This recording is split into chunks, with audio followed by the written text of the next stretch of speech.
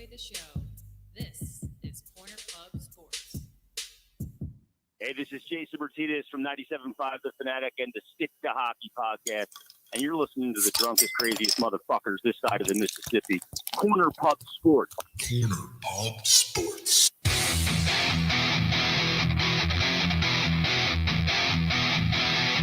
We'll do it live!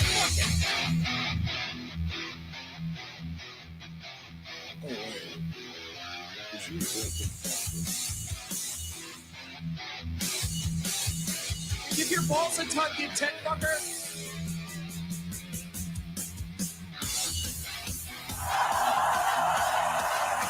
Yo, what is going on, everybody? Corner Pub Sports coming at you live here on a Friday night on Facebook, YouTube, Twitter. We thank you guys for joining live. And, of course, as always, if you're downloading, we thank you very much. If you're downloading on iTunes and Stitcher and Satchel and all those places, Spotify, all those places, we thank you so much. It's Gary and Sean here tonight, just us tonight. Yeah, the part-timers are part-time again. That's right. But we have a full show for you tonight.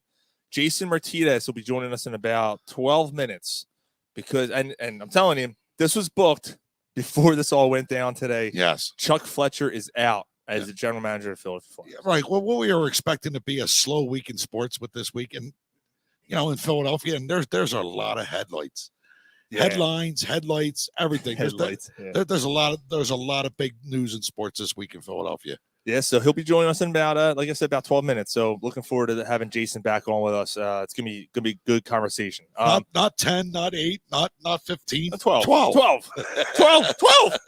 Of course, tonight is brought to you by SpecterSportsArt.com.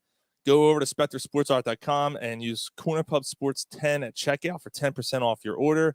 If you're looking for a gift for yourself, for a friend, for your neighbor, your neighbor's dog, whatever, a sports fan in your life. He's got awesome stuff over there. We also have a couple announcements next week. Next Friday is going to be an awesome one. We're going to be at the Relief Room. It's going to be awesome. St. Patty's Day at the Pitchers. I forget what I called it. The Pitchers Potty. That's what I called it. St. Patty's Day at the Pitchers Potty. Relief Room. Matt Edwards is hosting us at his place.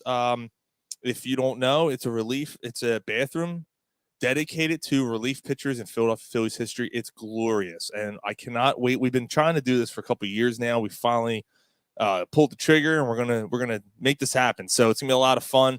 We're gonna have some special guests calling in. Obviously, put two and two together. We're at the Relief Room, Phillies relief pitchers. You're not gonna want to miss it. Yeah, or the owner of Scott Tissue's calling in. Yeah. I'm Joey One Ply. But you can't spare one square. And then, of course, on April 7th is our anniversary show. So we're going to be at Naked Brewing Company in Huntington Valley. It is open to all.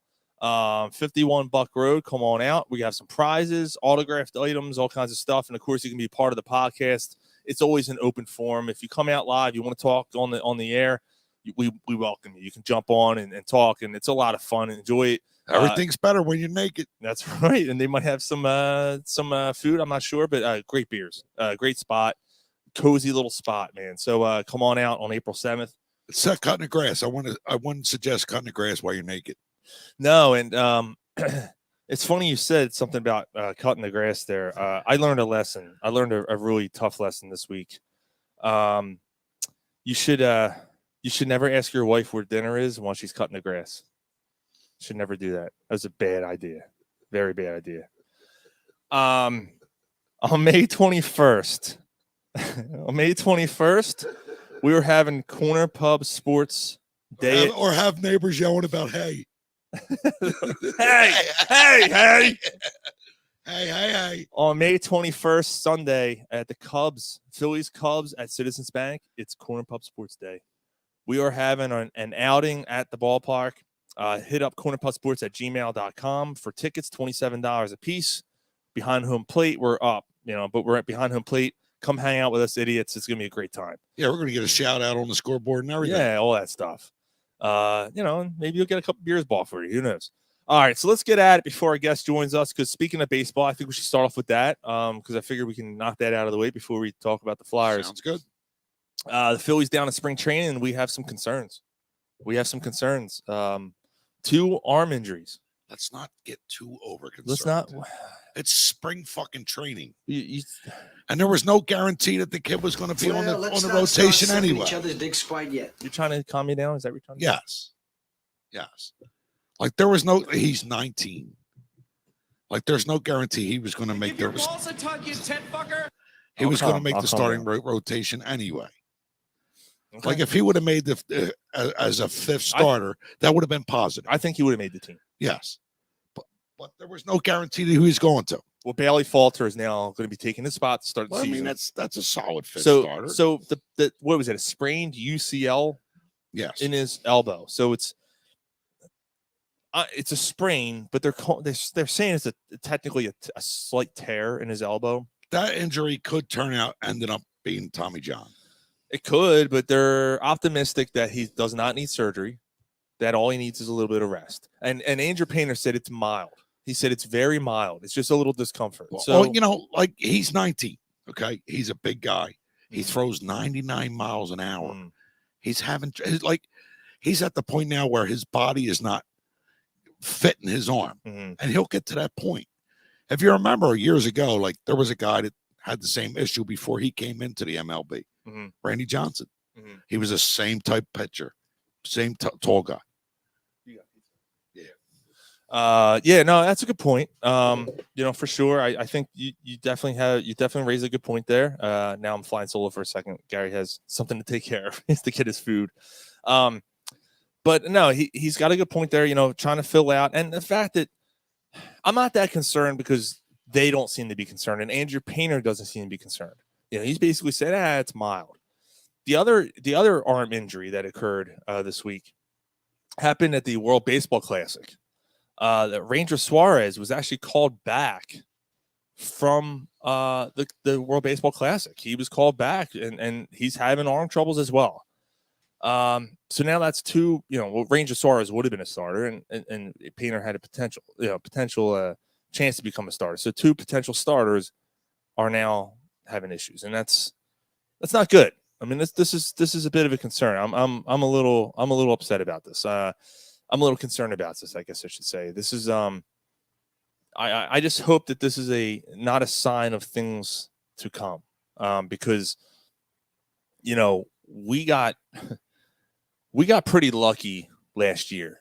I don't care what you want to call it. The Phillies got in as the extra wild card team. Their pitching really came around towards the end of last season. The bullpen definitely came around towards the end of last season. All those things combined, you had the offense going the entire season. But one thing that you really did escape last year were injuries. And now we're 2-3 weeks in to the real games being played at spring training, and now we're having arm troubles. Bit of a concern. So I don't know how concerned everyone else is about it, but and look, I'm not saying this stuff's contagious. One thing leads to another, domino effect possibly, but it's that too good to be true thing, and maybe it's the Philadelphia mentality where there's that too good to be true thing happens where you feel a certain way about something and everything else falls. I don't know if that's the case, but it feels that way for sure. So I don't know, Gary. I mean, thanks for joining me. He had a very important stop. He had to get his pizza. Are you concerned About the Phillies? about the fact that there's two injuries to starting pitching now? Not now. No. Not concerned. I just raised the point while you were away that last year we kind of scathed through. We didn't have these injuries. Wheeler had a little bit of discomfort at one point last year. He missed a few starts towards the end, but aside from that, no one was really concerned about that. That's because they didn't have pitchers in place. They got a nice amount of pitchers. This more this year than they did last year. Okay. All right. If you're not concerned, I don't know. I am. I just think we got lucky last year, man. Honestly. And now here we are. I mean, let your starting pitchers go more than 5 innings if they're able to. Like there was multiple games where Wheeler was able to keep going and they pulled him. Mm-hmm. Like, don't do that. If he's able to keep pitching, let him pitch. Yeah, but now you're contradicting yourself because you're saying you're not worried about the starting pitching having their problems and having injuries, but now you want them to pitch longer. Yeah, good point. Good Can't point. have it both ways. Yeah. You know, I don't know. Yeah, I want my cake and eat it too. Yeah, that's right. Yeah. And I'm sorry. I know we're kind of rushing through this, but I want to hit these topics before Jason joins us. This was kind of a big deal here. Veteran Stadium. So, of course, there's been a uptick in brain cancer with former players, and they all had something in common. They all played at the Vet. And a report, actually, I think Cross and Broad, if I'm not mistaken, Cross and Broad kind of released this. Oh, I'm sorry, the Philadelphia Inquirer, and then Cross and Broad retweeted it and reposted it and everything. The Philadelphia Inquirer published a full-scale investigation into the Veteran Stadium turf after 6 former players, all played on the field, died of rare brain cancer. They brought in a couple slabs of the turf from eBay that were part of the field. Actually, they could have borrowed some of mine. I have it hanging up on the wall back here. As part of the field from 77 to 81. Okay, I have a problem with this because players like David West didn't play that late, and Darren Dalton wasn't on the team playing at the Vet during that time frame, and they changed the Vet turf since that point. All right, but regardless, tests were ran on 2 of the samples by Eurofins Lancaster Laboratories environmental testing, and they found that the turf contained 16 different types of PFAS, or per and polyfluoroalkyl substances. I don't even know how to read it. So-called forever chemicals, which the EPA has said causes adverse health effects and that can devastate families. But here, fat ass side. And I'm going to read this because this is from, like I said, Cross and Broad, and this I'm not paraphrasing. This is in the article from Cross and Broad. The Vet was green, fuzzy, and full of poison. It would be like the Fanatic's dick if it had an orgy with a couple strippers from the afternoon lineup at Club Risque. That, but no wonder he's always sticking his tongue out. But all kidding aside, it was way more than a coincidence. It has to be way more of a coincidence. We said that when David West died. It was like, wow, Vukovic, Dalton, David West, like, oh my God, this is crazy. Like they all played at the Vet. Like it's too much of a coincidence. Dave Peterson said, when it rains, it pours, but the beauty is it wouldn't rain always there. It's always sunshine after the rain. The pitching picture will work itself out. Okay. Yeah. I know. Maybe I'm being and the Phillies are probably being a little careful too. You know, they don't want to risk anything. It's spring training. And they're not going to risk. Social media escalates everything in spring training. Yeah, like maybe Suarez is fine, right? Yeah. I mean, he's got a little bit of forearm stiffness and soreness. But the fact that they sent him home. They did. They did. I don't like that too much. And then the fact that we waited so long for Painter, for information. Now, I know like earlier this week, like Jason Stark wasn't concerned. Like he's like, no, there's no reason to be really concerned about this. And then the next day is when they came out and said it's a UCL sprain. He's 19. Yeah. He's 19. Yeah. Yeah, well. Bunch of childs. But back to the Vet thing. So are you surprised by this? No, because way back then when I first started in pest control, I went there and even the rats. The rats looked like they were fucking. The rats were bald? Like, no, they were always wet looking. Ew. They're always wet. Ew. Yeah, and then bald around the back end. It was just weird. Ew. Yeah, dude, it was weird. Like cancer rats. Yeah, like cancer rats. Dude, that's so weird. Cancer rats.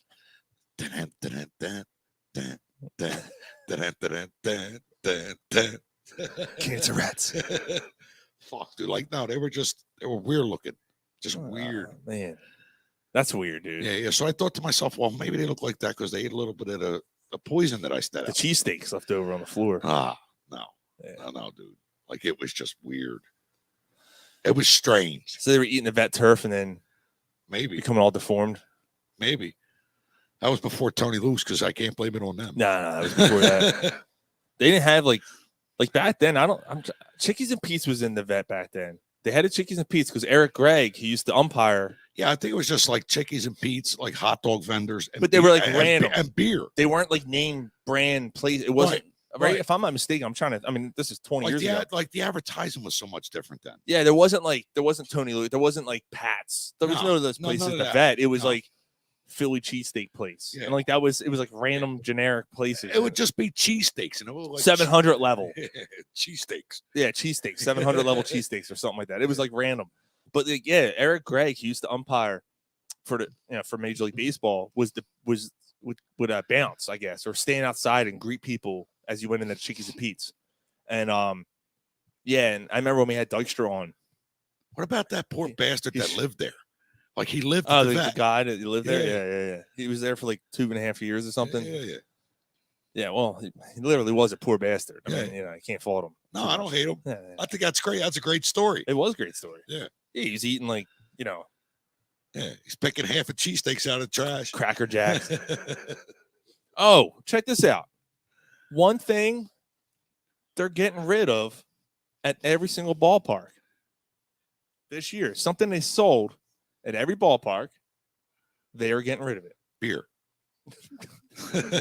Oh, duh. That's a perfect segue. Because I forgot to do this. What are we drinking? Guinness. Drinking the Guinness. All right. Yeah, I'll be ending my your hiatus. My hiatus next week. St. Patty's Day, I'll be going to the Guinness. Because why not? But I'm drinking iced tea and vodka.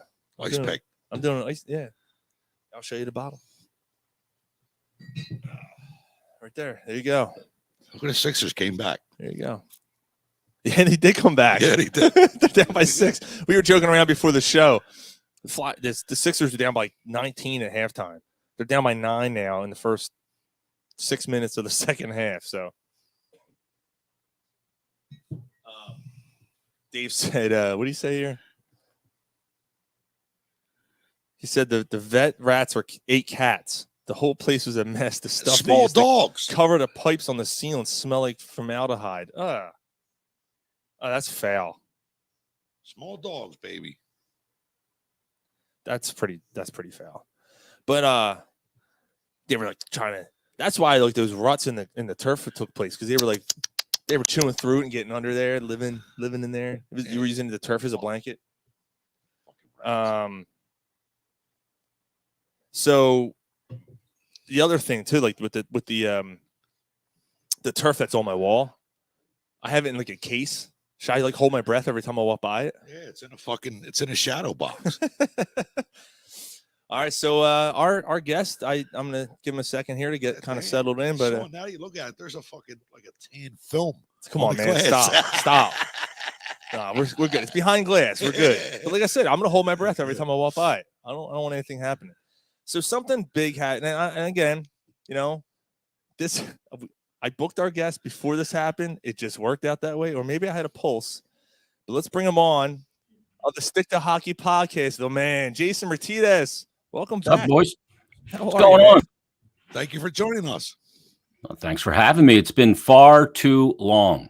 It has, absolutely. man. And again, we always greatly appreciate you taking the time out to join us on this thing we call Corner Pub Sports, man. And I got a chance to listen to Stick to Hockey today.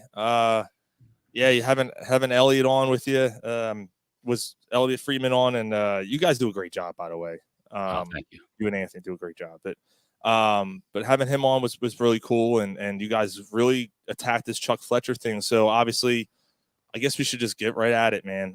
Yeah, how about that? The Flyers stealing the Philadelphia sports spotlight this week. Yeah, the Flyers. Or at least a minute, right? Yeah, absolutely. Now, I didn't listen today. Did sports radio in Philly talk about it? Not much. No, not much. No, it wasn't escalated, but it was all over social media. Yeah. Yeah. Well, the social media is the home of discontent, and there's a lot of that. But I wasn't really driving around today anywhere. I was kind of buzzing, getting a lot of shit done here with everything that went down, and I didn't listen to the radio today. I didn't know if this was one of those occasions when a GM of one of the 4 majors gets canned if that was one of those times when they can talk about it. I just wasn't sure.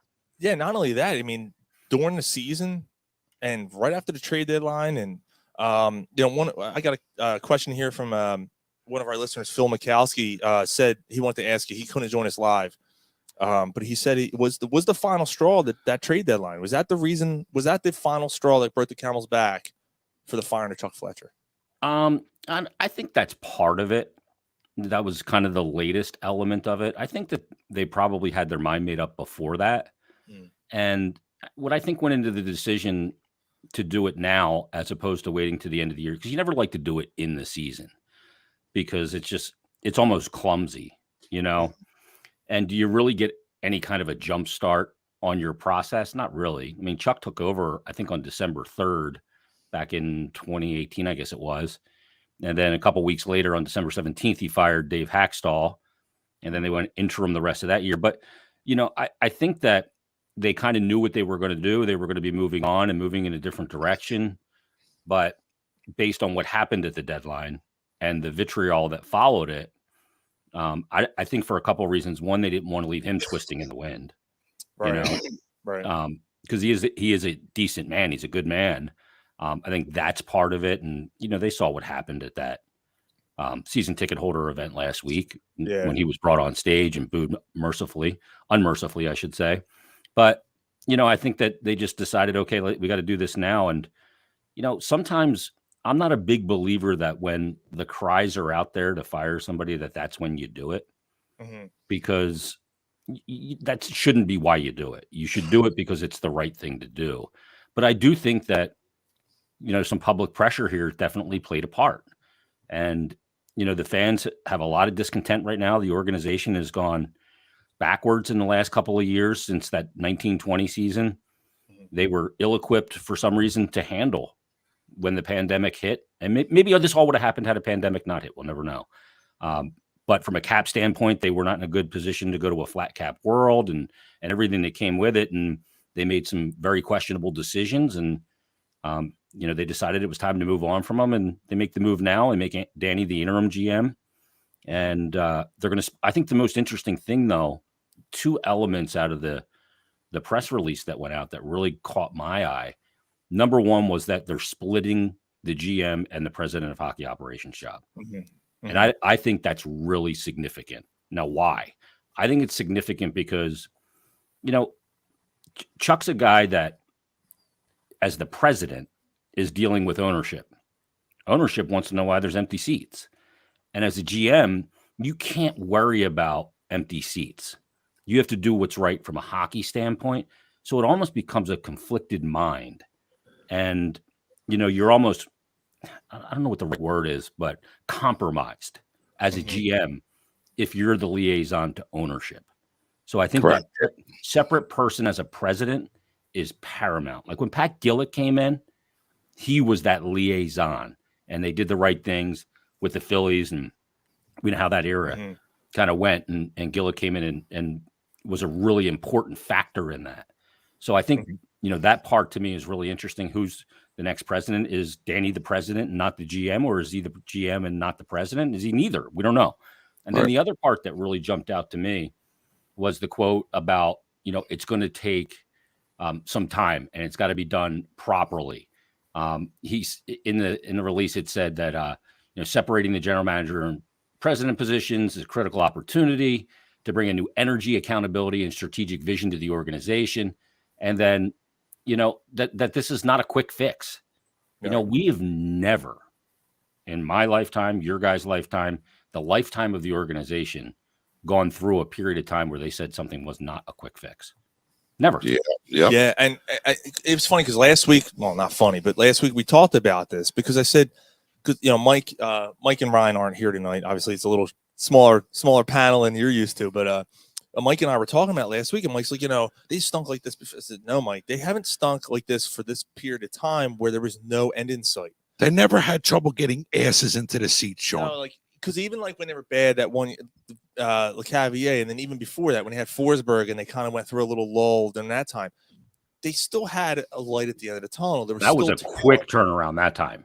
Right. So, you can see things in motion. Here, I didn't know what was going on. And actually, so initially when I asked you to come on, I was so irate after that deadline because I'm like, you could not move JVR. You couldn't move any of these bigger contracts. Kevin Hayes, obviously, he's not in favor of Tortorella for whatever reason. It just doesn't seem that way. You couldn't move on from any of these guys. And now they're going to walk. Well, some are going to walk at the end of the year with nothing, getting back nothing for them.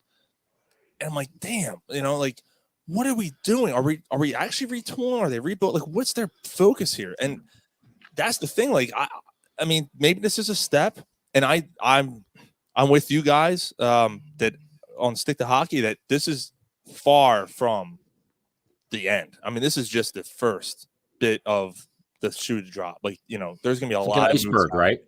Yeah, it's an iceberg, and most of the iceberg's underwater that we don't see. Mm-hmm.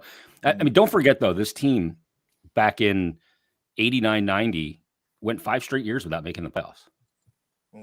You believe that? I mean, they went from 89, 90, didn't make it, and didn't make it again until the 94, 95 season. So, they get Lindros. They didn't make it right away, but and that was a non-salary cap NHL. But now you look at it. Brian Propp was pretty much near the end, right? He was gone. They shipped him off. That was the end of that. That was also a different style NHL then.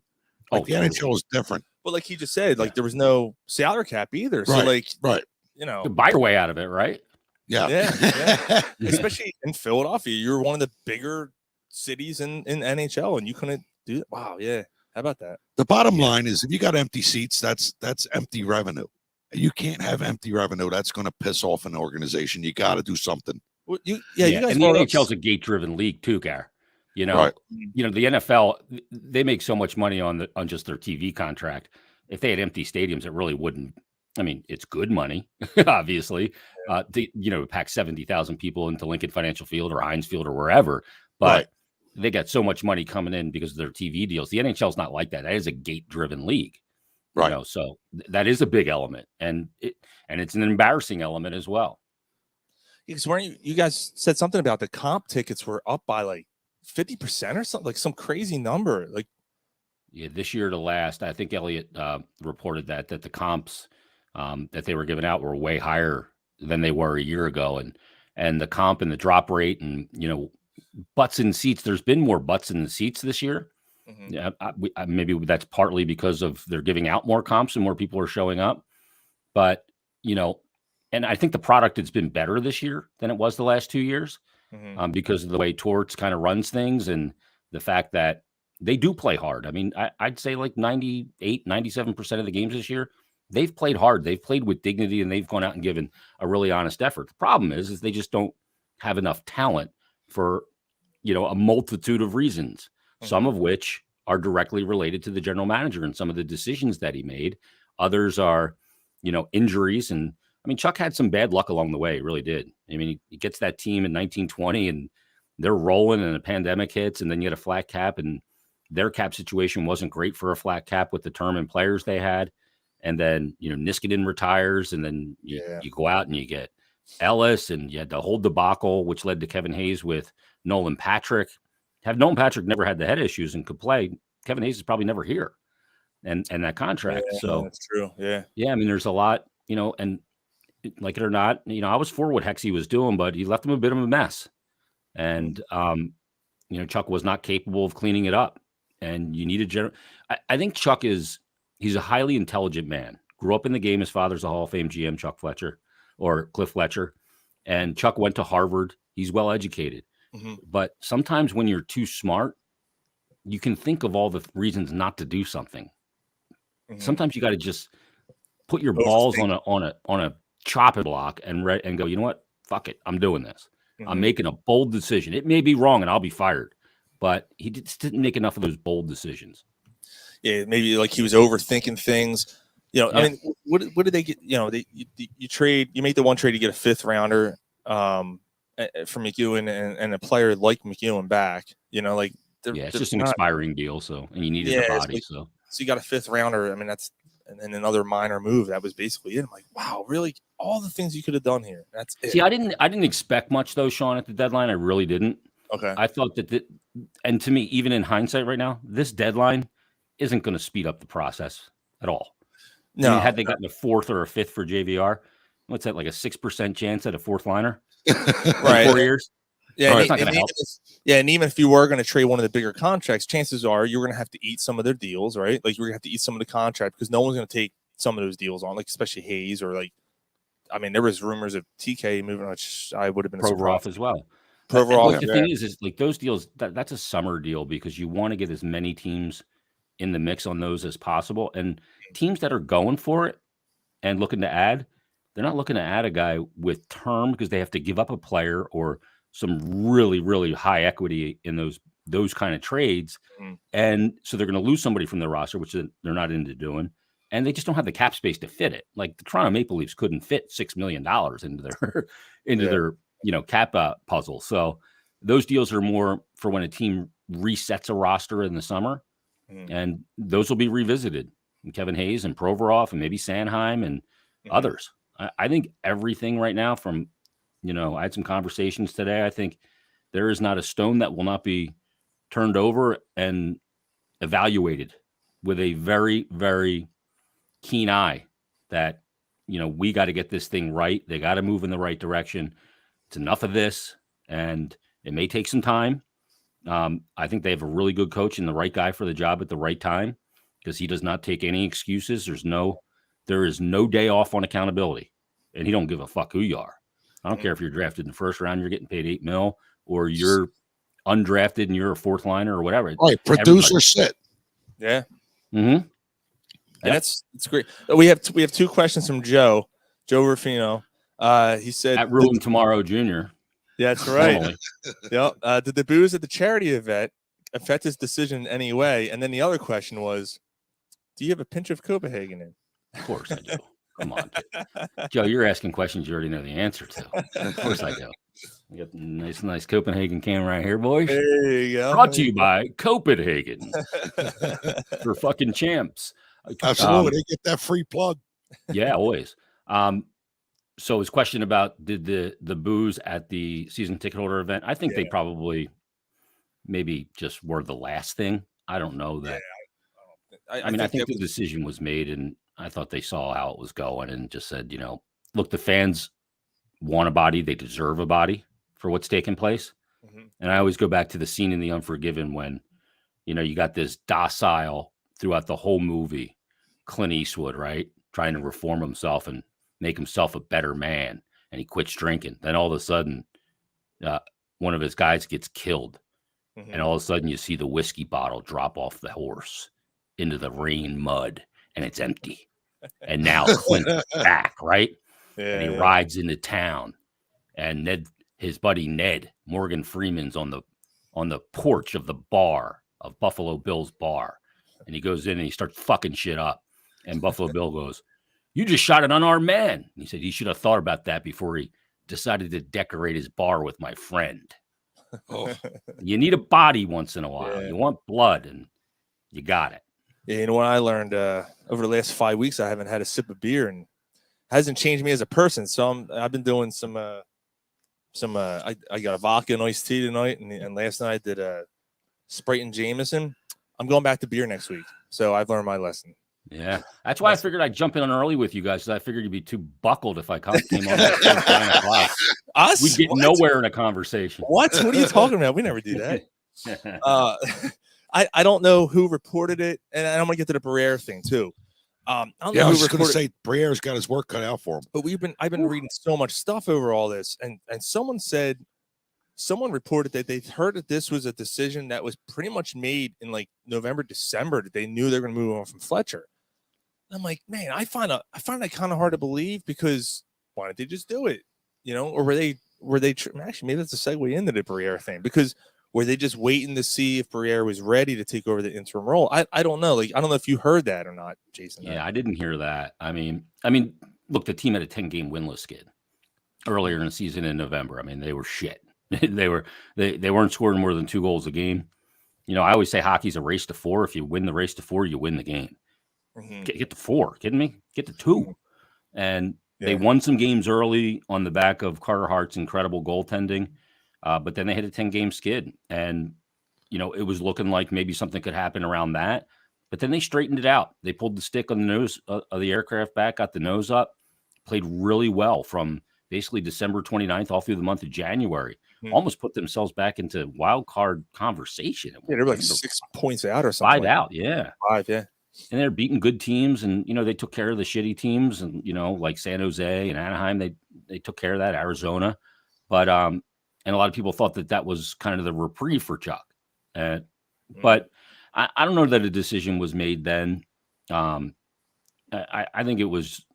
I mean, I think it's been trending in this way. They knew it was coming, but I think the decision was made over the last couple of weeks, and then that they weren't going to move on, but it accelerated up when the deadline happened and the season ticket holder event. And to me, it was very likely going to be just right after the season, but obviously got moved up until today. So the Danny Barrera moves in as the interim GM. You mentioned earlier, because that was actually one of the questions, and you already brought it up. Are they going to separate the hockey ops from the general manager position? And then I guess his other question was, who would be the best candidate to fill that role? If they're going to separate those two, I don't know if you've heard any names about that, who would take over hockey ops, but. Well, you have your president that'll oversee the hockey. So the president will basically, this is how Friedge puts it. The president manages up to ownership and is the conduit up, and the GM and he manages down to the GM, but the GM doesn't manage up to ownership, therefore compromising them. So, if Danny eventually has the interim tag removed and he's the next GM, I think it is incumbent that he's got a guy there that, can really help him. He's never been a GM of an NHL team. Now, I will tell you this. I'll be in full disclosure. I'm very fond of Danny from the minute he got here. Super nice guy. I mean, I've said it before. He is the best guy I've ever covered in my 28 years as a broadcaster. Wow. Just a really good person, the whole thing. But I'm not going to let that taint what I'm about to say. He's a guy that when he got done playing, he took I think like a year off after he retired in 2014 with Colorado, and he came back and he was settling in this area, kids here in school and playing hockey and the whole thing. And he, when he decided he wanted to get back to work, he originally started with the Flyers in a business role. And he was working alongside Sean Tilger, who was the vice president or president of business operations. He was basically the Valerie Camillo under Ed Snyder, and even after Ed had passed away. And he was shadowing him, and Sean was teaching him all the business ropes of it.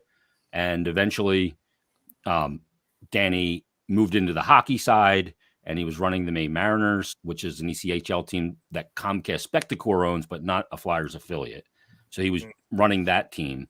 And I was getting ready to tape an episode of Flyers Daily with him one day, and we're going back and forth on text trying to figure out time. He goes, "Well, I can't do it until like 3 o'clock because I'm going to be in class." I'm like, "Class? What are you talking about?" He's like, "Oh, I went back to school." So I ended up breaking that story that he went back to school and went to Penn and went to the Wharton School of Business because he didn't want to do this and not be, have the business acumen. Most former players, and he made a lot of dough too, by the way. Most former players, they're just going to skate on their reputation as a player. Right. He went back to school for 2 years. I mean, imagine you're at Penn. No, I can't because it's too smart for me. But imagine you're in class and Danny Briere comes walking in. What the fuck is Danny doing here? Right? So he got after it and worked his butt off. He was a finalist last year, one of the final two for that job in Montreal with that Kent Hughes got with Jeff Gordon as the GM there. And so you knew he was on a path to end up being an NHL GM. Is he going to be a good one? I don't know. I don't know. Yeah, and that's kind of where I was kind of going to get out here is, he's never been a GM before. However, he does seem to have, obviously he's a respected former player and hopefully, and he knows today's NHL, right? I mean, he's been around the game more. Yeah, he didn't play in the 70s. Exactly. So that's bothered me a little bit with the people. Oh, former Flyer. Yeah. Okay, true. But he was a former Flyer more recently than Bill Barber, who may not have the Soviet Red Army team. Yeah, like he doesn't, he has a better pulse of what's going on in today's NHL than guys like that, in my opinion. I mean, again, as an outsider, but so I think he has a good chance, and I didn't know that about the pen thing. That's very impressive. And the fact that he went to those lengths, he didn't just say, I'm Danny Barrera. I could just walk into this job and get it because I'm Danny Barrera. He actually And I got took the that fuck you initiative. money from that big contract I signed. You Yeah, know? right. Like, some of these other guys that you look around the league and you're like, really? Like, I mean, no offense. I mean, Elton Brand did a nice job, but like he didn't go. He just went, played, retired, and became a GM of the Sixers. He put his mind to something that he wanted. So why not? Let's give him a chance. But he didn't just want it. He wanted to do it and wait until he was properly prepared to do it. And he put the work in by going back to school to learn the business elements. I mean, the guy's been a hockey player. I mean, I think he was a really good student growing up and stuff. But I mean, you miss a lot when you're a pro hockey player at 19. You don't go through the stages of professional development in the business world. So he's like, okay, I'm a little light in that area. So he went to Penn and he shadowed people like Sean Tilger and then Valerie Camillo and other people in the organization. I remember one day we go in and we have our monthly radio broadcast meeting and all of a sudden he's sitting there. I'm like, what the fuck are you doing here? He's like, oh, I'm getting in on the business side now. I'm like, oh, okay. That's pretty cool. So, but yeah, I mean, yeah, it'll be interesting because as a GM too, Danny's a really nice guy, but you got to be an asshole at times. You got to be ready to walk into an arbitration hearing with a player that's a big part of your team and lay out a case as to why what they're asking for money-wise is a little too greedy. So you got to have that, and you got to be able to go back and forth with agents and all of those elements. So it's going to be an interesting, how he handles all that and the pressure of it. Taking over a team that needs a lot of work and it's got a lot of question marks. We'll see what he's surrounded with. I think one of the things that's for sure, Sean, is that, one of the things during Chuck Fletcher's tenure, and wasn't during Hexie's tenure because Hexie cut everybody out, which is one of the reasons why he was fired. But there was a lot of cooks in the kitchen, a lot of influences, a lot of people in his ear. And I think that that's going to be streamlined in a very big way. And we're obviously talking about, the alumni guys, the advisors, Bob Clark, Bill Barber, Paul Holmgren. Those guys don't make decisions, but they are advisors. And I think they did have influence. And I think that part of the equation will be streamlined as well. Very carefully, but yeah. Oop, I lost your audio, Sean. Let me bring up Gary too. There you go. Yeah. Gary's getting food. I took him off for a second. It feels like the ownership is only worried about the bottom line. Do you think this ownership will do what's needed to turn it around? Well, look, every business is worried about the bottom line. It is. That's what the point is. Yeah, it is a business. Yeah. If you weren't worried about the bottom line, I'd go, I don't want that person owning my team because they're a fucking idiot. You in this to lose money? But look, the ultimate way to make money is to put a winner in play. Winning, Torch just said this a couple of weeks ago, people aren't going to show up for gimmicks and giveaways and whatever. And I think he was taking a veiled shot at Gritty. They're not going to do that. The way you get your fans in the building, it was right after the Ranger game, after all those Ranger fans were there. The way you do that, and he said, it's our fault. The reason why all those Ranger fans is because we haven't given our fans a reason to want to get down here. So the way you do that is really simple. Put a winner on the ice. Build it properly with integrity and put a winner on the ice. And they'll show up. They absolutely will show up. A winning team will put asses back in the seats. Yep. An entertaining product, an honest product, and one that, is going to win. Absolutely. Look, when the Sixers went through the process, there was nobody in that building. I remember when I was doing the show with Mikey Miss, we'd go on StubHub and we could buy a row of tickets in the lower level for like $19. Not 2 tickets, a row for 19 total. I sat a whole row. I sat courtside for like $25. Yeah. Courtside seats. Christ, you could have got in there as a point guard. They were so bad. That's true. Yeah. Isaiah Cannon and all the. Oh my God. Oh, yeah. Cannonball. Oh yeah, it was so bad. Oh man, is that not the truth? Like, we forget because we're bitching because they're a playoff team and they might not be a good enough playoff team. That's what we're bitching about now. And but the Flyers here, this has been a really rough stretch. One of the roughest stretches I can remember, at least I guess when they were bad, like we were bringing up back in '89 or so, I was, I was 8 years old then. So like, I knew what hockey was. I remember. I'm trying to think. Different world now, though. It was like Different Brent world. Fedek. It was like Brent Fedek on that team, like back then in like the '90s. He was on the original Crazy Eights line with Eric Lindros. Okay, so that was before that then. Yeah, Lindros, Recchi, and Brent Fedek was 18, 88, wow, and 8. Yeah, before the Legion of Doom. Okay, so that was it was 93 or 94 then. Yeah. All right, so that was before that.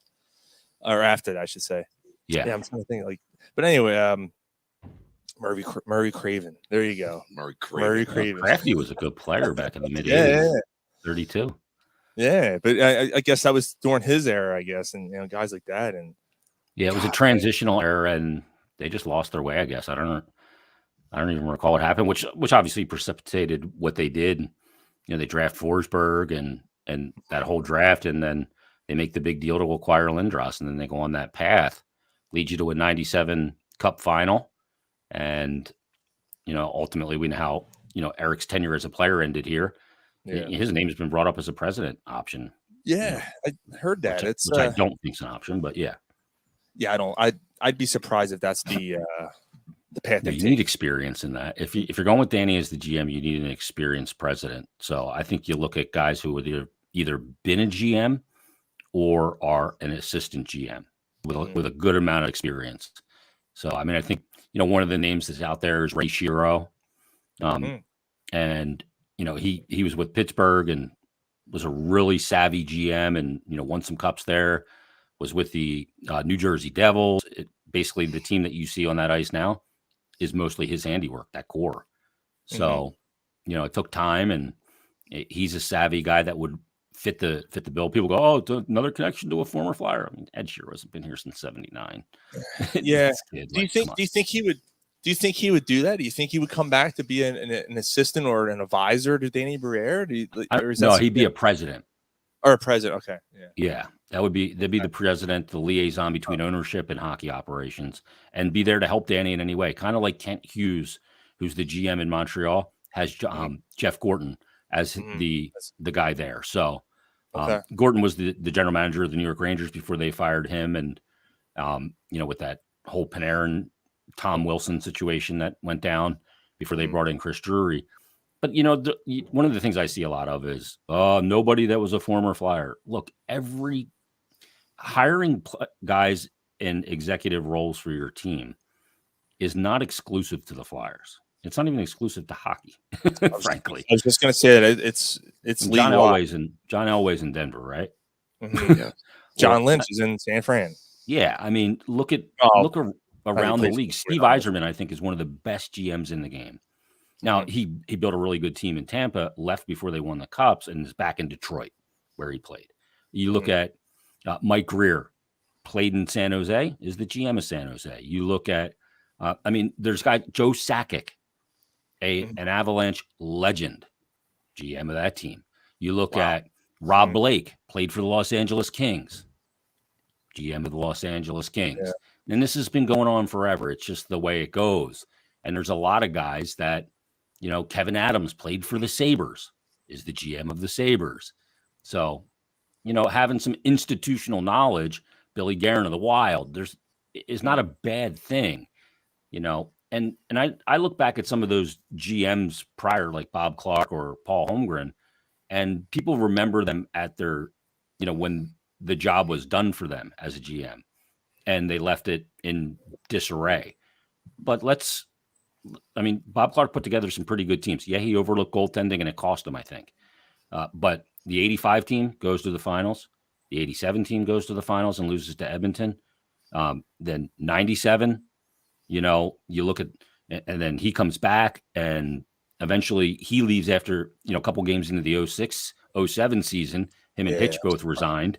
Yeah. Paul Holmgren took over. That offseason, Holmgren reshaped the entire thing. He trades for Marty Biron. He gets Danny Briere to sign here. He gets Hartnell, trades Forsberg, and then trades the picks back to Nashville to get basically Hartnell and Timonen. Makes a balls-ass move to get Chris Pronger. He's got Richards and Carter, and they build up, and they're a really good team. Yeah. So I think this notion that those guys were like boobs or something is misguided, how they left it. And usually when somebody gets fired or they step down, they usually don't leave it in the best hands. Yeah, and I have no problem with someone who tries. You know, like, yeah, granted, yeah, you end up making the cup in 2010 with the core of that team that you just mentioned, and you know, and they had a shot there. Even more recently, now, granted, it's so weird because the bubble year seems like, first of all, it seems like it's so long ago because of where we are now. But you know, you look at that team and they were a decent team that whole season. So it's like, man, how quick did they fall? But even so, it's not like they didn't try. You know, they went out and got Ellis, and they went out and tried to sign some of these guys. Sorry, guy, just move your camera. They went out and tried to make some of these moves, Ristolainen and, you know, whatever. And granted, you know, you knew you weren't going to win this year or last year or whatever. And Kevin Hayes, you know, a couple years ago. But it's just not working out. And you know, different mindset. And that statement, different philosophy, an analytical, or how did they state it?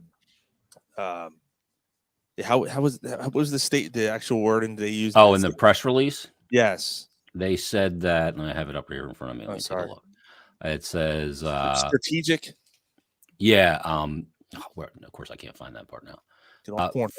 Chart a new path forward under new leadership structure in hockey operations, blah, blah, blah, different direction, future and new leadership. That we keep seeing that word. A path towards the Stanley Cup. Oh, here it is. Okay. We view this as a critical opportunity to not only reestablish the standard of excellence that our fans expect, but also to bring new energy, accountability, and strategic vision to our organization. Strategic vision. I like that. Yeah. And hopefully they can follow through with that because they need that because they haven't had that in a long time. You know, it's you know, you have the goaltending. I still believe in Carter Hart. You know, you have the goaltending. You build up that defense a little bit. And hitting. I mean, granted, you know, it's like throwing a dart at a dartboard, but you know, hitting some of these draft picks. I don't know. I don't know what. It's going to be a long haul though. Yeah, well, like Ryan in the comments section said, chances at Connor Bedard. Oh yeah. Here we go. Yeah. Now that dude is absurd. Let me give you some numbers on Bedard, and if they finish in the bottom 5, they got a legit shot. You got a shot anyway, but. So here's the numbers on Bedard in his draft eligible year as compared to, I think, the most talented player that's ever played in the NHL, and that's Connor McDavid. McDavid in his draft eligible season through 47 games had 44 goals, 76 assists, and 120 points. Connor Bedard through 47 games in this year, his draft eligible season, has 59 goals, which is 15 more than McDavid had at that point. 64 assists, which is 12 less, but 123 points, which is 3 more. 3 more points, yeah. Oofa. Yeah. It's outrageous. Yeah, I mean, you know, maybe that's the thing, right? Because we always end up on the wrong side of the coin, right? Or they had an opportunity, they just took the wrong player, right? Like when they took Nolan Patrick, and then what happened after that? Yeah, that was a 2-player draft, though. Like those two, Fisher and Patrick, were consensus, but obviously, you know, you have hindsight, and that often tells a different story because you could have had Cale Makar, right, at 4, or you could have had, you know, Miro Heiskanen, or you could have had Elias Pettersson. And the one this one still stings me. It actually stings me more than Nolan Patrick. It was the Patrick Kane. You know, you lose the coin flip. Yeah, and you lose Patrick, and you don't get Patrick Kane. Instead, that was JVR, right? They drafted JVR. Yep. You know, nothing against JVR. He's a nice player in the NHL. He's had a decent career and everything, but ain't no Patrick Kane though. Ain't no Patrick Kane.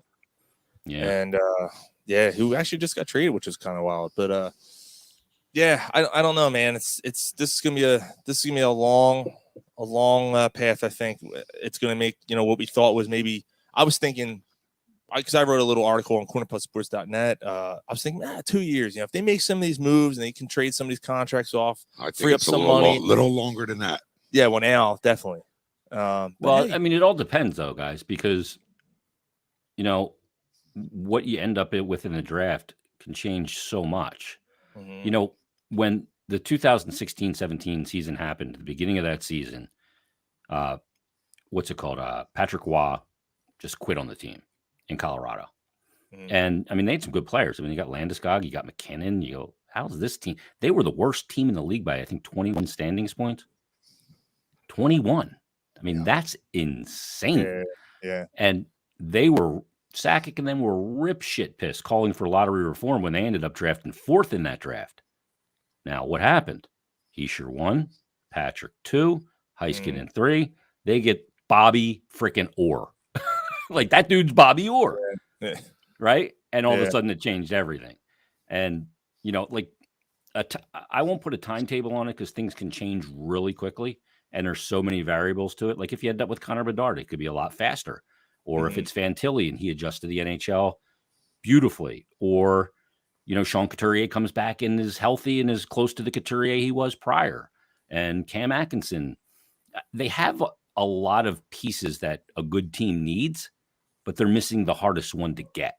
And that's the high-end talent.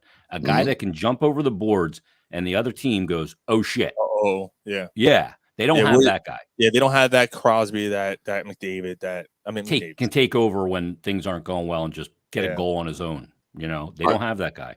TK's the closest thing. He's more than a point per game player this year.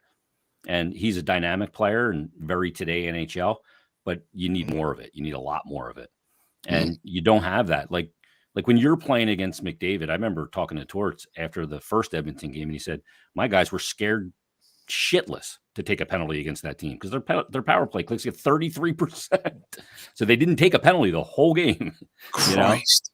You know? Yeah. 33% on the power play. Yeah. Damn. Yep. Yeah, that's what happens when you have generational talent, you know, on that unit. Yeah. Yeah, but they haven't won dick all. You know what I mean? Yeah, that's true. Yeah. Like I did this comparison for Flyers Daily today because they played the Canes last night. And I go, okay, all the talent that like Toronto has, or even Edmonton, look what all the talent they have. They probably have 3 or 4 players. Toronto has 3 players I know that make more than the highest paid player on Carolina, Sebastian Aho. And I think Carolina's a much better team. He's not the better player than Austin Matthews, or I think he's better than Tavares, and maybe Marner. But, you know, you look at it overall, they're not paying anybody north of $9 million, and they have a complete team. Yeah. And I think you got a way better chance of winning a cup if you have that than if you have, you know, 3 guys making top heavy. Yeah, 48% of your cap. You can't build the rest of your team. You have to be able to build a team because they all play. And if you can't do that, like Edmonton wanted to go out and get fucking Erik Karlsson this year. I'm going, you guys can't defend. You have shitty goaltending. So what are you going to do? You're going to go out and get a D that can't defend? Because that doesn't work in the playoffs. You got to be able to win 2-1, 3-2 games. You can't just, you know, run a track meet every game and try and win 6-4. You're not gonna go far in the playoffs. Even in today's NHL, you're not doing that in the playoffs. Yeah, it cripples you. Yeah, no, because every inch of the 200 by 85 is contested. Yeah, you know, you just can't do it that way. And goaltending becomes so huge. Like I love what Toronto did at the deadline, but what are they in net? Matt Murray and Samsonov? Yeah, we know the story with that. You know, you can have all the talent you want around if you don't have the, you know. Yeah, and they're going to get Tampa in the first round again, and they got a huge edge in net and Vasilevsky. That dude's ridiculous. He's ridiculous. Absolutely ridiculous, man. It's crazy. Like he stands on his head. That's a team like God. Like they just every year you're like, maybe they'll drop off. Nope. Like you're watching that, you're like, I can't watch it. Like, it's just he's a freak show. Well, the other thing too, you know, the other thing with Tampa is they have such an advantage because it's a no income tax state, and I think the league should do something about it because it's this huge disadvantage because of the exchange rate on the Canadian dollar. And it's a huge issue. You know, if you're in New York City, like who was it? Oh, Jacob Chikrin got traded from Arizona to Ottawa. And I go, yeah, he's happy as shit he got traded until fucking payday, until he realizes I had no income tax to now this Canadian exchange and all that taxes in Ottawa. He's going to see about 30% less pay every other week. Oh man, dude, that's crazy. Yeah, that's so funny because like the international rules apply. It doesn't matter if it's the NHL or whatever. Yeah. Yep. Oh, man, how about and like that? Tampa, like you can sign a player like Kucherov signed there for a good deal because it's a no income tax state. So he brings home more than if he'd have got, say, $9.5 million versus 8.25. He still brings home more playing for Tampa at 8.25. They can build a good team around him because they're not using up their cap space. And he brings home more paycheck to paycheck anyway. Not with Biden's new plan. He's I taxing don't go all. politics. We're not going politics there. Put that shit back in the whole Yeah, stuff. All right, I'll shut up. I know you're drinking and all, but no, we're not going politics. here. Never, ever, ever, ever. You're going to get taxed now. That's all I'm saying. No upside. No, there's not. But Jason, I promise you we want to keep it. I know you've had a jam-packed day for sure, and this has been a kind of a up and down day, I guess, for you. And we 100% appreciate you jumping on with us and talking about this Chuck Fletcher situation with us. Yeah, I appreciate. I love coming on with you guys. You guys know that. Anytime you call, it's a yes from me. And to me, there's an excitement to it because you just want them to make the right decisions. Look, they're going to turn every rock over this offseason, look at every player, every role in the organization, probably mine included. And, find a way to move forward. And you just hope they make the right decisions and they can get this thing back on track because this is a great fan base here. The NHL is better when the Flyers are relevant. Thank you for saying that. I wanted to say that. I really, I'm so glad you brought that up because I'm getting rid of this. Dylan, his dude is writing weird shit on our board here. It's not a bot. He's just saying weird shit about grown men talking sports. I'm like, what? Yeah. Gone. What's he want us to talk about? Yeah. Kind of a sports show. Fuck face. Yeah, you fucking chip bag. Meanwhile, he's got an anime avatar, right? Like, okay, go watch some anime. Porn anime. So that's what I want to bring up. I'm glad you did. I miss it. I miss it so much that the fact that the Flyers are not in the playoffs because, man, that general excitement. It doesn't matter what round it is. First round, like you get so pumped up for the game that night. Even differently than baseball. Like as much as I love baseball, it's even different with than baseball. Yeah. Just there's that general excitement. It's just because you feel like it more. You know why it is? Because hockey, I feel like you're more on a level playing field. Like baseball, you can see the matchup. Oh man, yeah, we're going against Verlander tonight. Hockey, anything can happen any night, and I truly believe it's that playoff hockey is the best playoffs in any sport. Absolutely. And I miss that. It swells round to round, right? Like it just gets more and more intense and exciting. And I was kind of going through it the other day. Like the thing about it is it's a winter sport. And when they're playing, for their championship and marching toward it, it's getting nicer and nicer outside.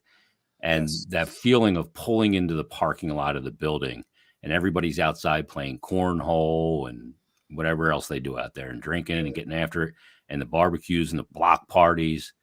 And it's just like, it's so, not to mention that, and let's be honest here, the female contingent at the games in the playoffs in hockey, the quality of stock goes right through. Absolutely. I mean, you walk around the concourse, you're like dime, dime, dime. I mean, they're all over the place.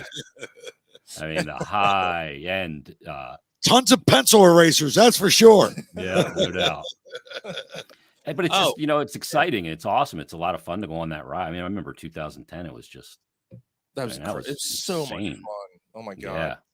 I miss that, man. I really do. It's there's something different about playoff hockey. And we haven't seen it for real in a long time. I don't want to count 2020 because they had a shot. Something seemed weird, right? Like the whole thing was off. The stands were empty and the bubble thing and all that. It was just weird. But I wouldn't trust me. I wouldn't complain if they would have won the cup that year. I'd have been happy as anybody. But that would have been strange. Yeah, it was bizarre for sure. Most important question I'm going to ask you before we let you go. What do you think about the new Metallica stuff that's coming out, man? The 3 new songs that you've probably heard. I didn't like the first one. What's that? Lux Eterna? Lux Eterna, yeah. The other 2 I did like, and the third one I really like. I agree. I thought the third one was the best one out of the 3, man. Yeah. I'm still like stuck on, the Justice album and Master and all that stuff still. And, Death Magnetic, I thought I had some really good riffs on it. And there's some good stuff, but it just didn't feel like it hit me the same way. Maybe it's just because I'm older now. I don't know. Mm-hmm. But this new stuff I've been pretty impressed with. And I think James sounds fucking great. Mm-hmm. Like he is holding up like for what he's done to that body and that throat. I'm amazed that he's able to do what he does. And they're like, I'll go see them on any day of the week and twice on Sunday. Yeah. You know what I mean? They still put on a fucking show. I was going to ask you if you're going to go see, if you're going to go to the show in August in Giant Stadium, because, Faux Pantera is opening. Faux Pantera. Well, because it's not really Pantera. It's Diet Pantera. Yeah, like Diet Pantera. Close as we get.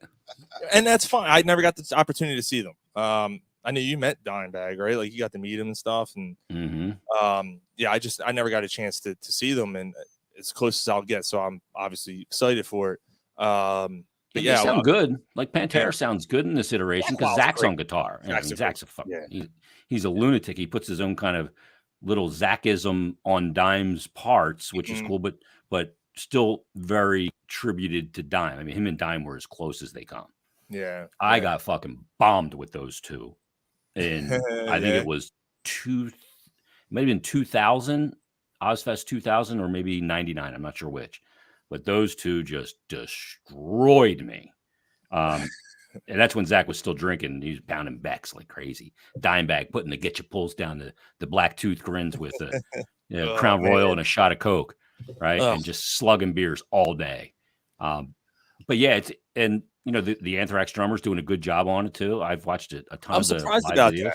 I was expecting he's a good drummer. Yeah, I was not expecting that. Yeah, and Philip sounds good too. Phil's done. He does.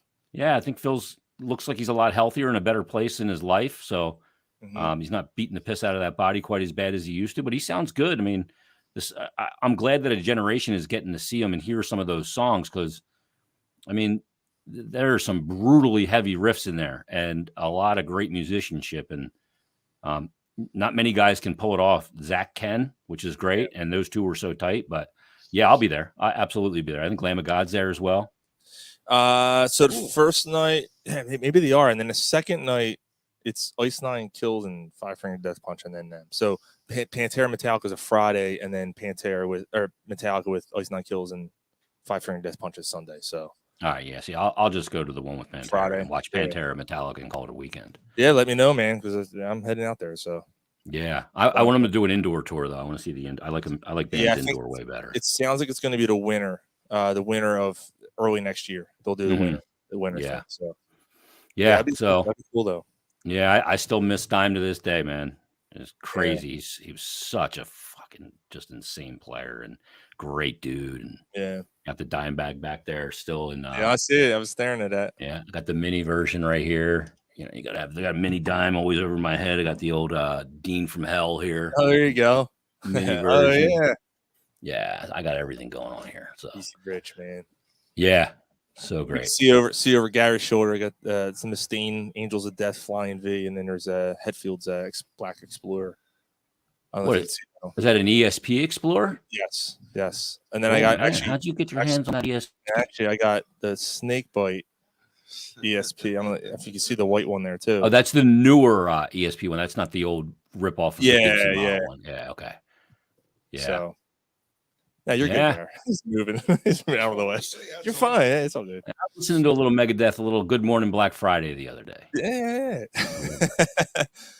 Yeah, man. Yeah, we'll have to get you on, man, in person. And we could have a jam session after we're done talking some sports and nonsense. Yeah. I can haul the LP up there, the Les Paul or my SG, and fucking go nuts. I got this little thing, dude. I got to tell you about this. I got this little mini positive grip. This thing's fucking outrageous. Yeah, it's loud. It's from a company called Positive Grid, and it's got, you use an app. You can go on their tone cloud and get the exact and Justice for All toning. And this thing fucking roars. You were telling me about that because you were telling me you dialed in the Injustice for All guitar sound the last time, and I'm like, yep, how'd you do that? Oh wow, what's it called again? It's called the Bias FX Mini, I think. Okay. Spark Mini. I think it's Spark. I'll send it to you. Yeah, the Spark Mini. Yeah, it's awesome. All right, cool. I jotted it down. I'll have to check that out. No doubt. Zach just did a custom cover for it too. Like you can change out this tweed on the front. Like if this one's the red one, I have a black one as well. But Zach Wild just partnered with him and has his own designer cover. Oh, that's cool. Yeah. It's like a bottle in the front or something. Probably smells like ass. Yeah. It's an advertisement for deodorant. Yeah. Scratch and sniff. Sack Wild Scratch and Sniff tweed. Yeah. Man. Well, Jason, we're gonna let you go, brother. Thank you so much, man, as always, for joining us. We really appreciate it. Please and plug away before you go, man. Flyers Daily. I'm getting ready to record that as soon as I'm done with you guys for tomorrow. I got a billion questions in my Twitter to go through. So we're doing that daily still. Stick to Hockey Live is 2-3 days a week. We usually do. I think we're going to be back. I think maybe Monday, unless they have the press conference on Monday for Briere. If not Tuesday, and then Stick to F1's coming back as the F1 season just got underway. And geez, with Harry Mace and I do our show weekly, usually on Thursdays. Yeah. It's a little more reverent. I gotta get you on with Harry, man. That'd be fun. I love Harry. I never got to talk to him, man. Never got a chance to talk to him. So yeah, I got plenty to ask him as well. But he'd be perfect for the corner pub. Yeah, I think so. He'd fit right in with you guys. Yeah. I'll have to hit him up, man, and maybe get you guys on together or something next time. Sure. So talk some golf with him. I just got his new set of clubs today, so ready to go. Straight. Try to. All right, boys. All right, brother. Hydrate tonight. No hangovers tomorrow. Well, I'm working at it. All right, guys. I'll see you. All right, man. Take care. Jason Myrtetus. I love him, man. He's such a good dude. He's always a good interview. Yeah. I feel bad because I'm like, not for long. An hour. He was on with us for an hour tonight. I told you. Yeah. Told you. He's so great, though, man. He gives us so much insight on stuff. And, yeah, dude, he it's so weird how things worked out. Because I hit him up on Tuesday. Yeah, I'm in. I'll just let you know what time. All right, cool. And then Chuck Fletcher gets fired. I'm like, oh, boy. And then people on Facebook, well, you guys couldn't have timed that out better. I'm like, I tell you, man. But, yeah, so glad for him to come on. So, as always. All right, so, yeah, I think, sorry, Phil. I know you had another question for him. He actually kind of, I did answer, but I asked two of his questions. He sent me like 5. I couldn't ask him all that. What the fuck? He's clogging up there? Yeah, clogging up. What do you think? You trying to get some clout? See what you're trying to do? All right, so we're going to talk some football, and we got While You Were Drunk at First. I need to do something here. So if you listened to the show last week, I was a little harsh. I was a little harsh on the Sixers last week. I need to kneel on my sword a little bit. Yeah, I'm gonna kneel on my sword a little bit. Are you laughing? What are you laughing at? Kneel on this. I was a little harsh. All right. I said I'm not invested. I'm invested. Come on, man. Of course I'm invested. You were irritated. Yeah. I'm allowed to be irritated by poor play, by things I don't like seeing on the court. And they didn't do anything to prove otherwise until this week. They went 4-1 on their trip. They looked pretty good, so, and, I think with that, I need to own up to it and eat a little crow. All right. Now, do I think they're going to be a team that all of a sudden, because they have a good week, that they're going to be out of the second round? Come out of the second round? No, I still feel the same way I do, but I'm not going to say I'm not invested. All right, I'm not going to say that. I'm going to watch them. I have them on right now. They're in a kind of a battle with Portland, which is disappointing me a little bit. They're up with 1 second. All right, let's see what happens here. Hold on. 1 second. Up by 1. I think they're going to win. They were down the whole game, though. Yeah, they did. They did come back, man. It's just that was a hell of an effort by them. Let's see what happens here. Hold on. Pass in. Game over. Sixers win by 1. All right, cool. Awesome. Good for them, man.